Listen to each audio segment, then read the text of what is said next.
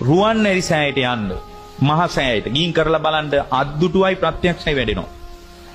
ගිහින් උදේම 4 කමටහන් වඩන්න මහ සෑය ළඟ.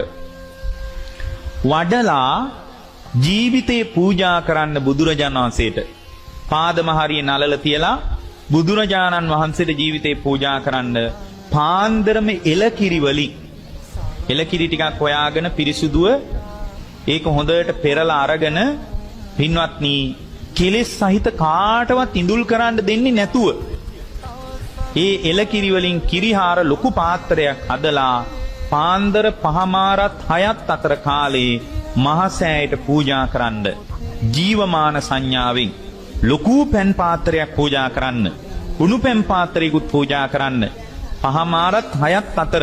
ඇයි එහෙම වෙලාවල් කියන්නේ කියලා එහෙම අහන්න එපා. මට මේ වෙලාව කියන්න වෙලාවක් නැහැ.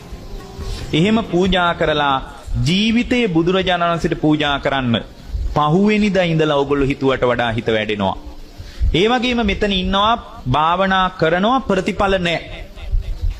ඉතින් මේ අපි කියන ප්‍රතිඵල මොකක්වත් නැහැ. නමුත් එයා දක්ෂයි භාවනාව අතාරින්නෙත් නැහැ. ඒ මට්ටම නම් තියෙන්නේ ඒගොල්ලොත් මේක කරන්න.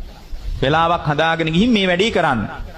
හැබැයි 5මාරත් 6ත් අතර කාලෙම කිරිහාර පූජා කරන්න ඕන. එල කිරි වලින්ම හදන්න ඕන.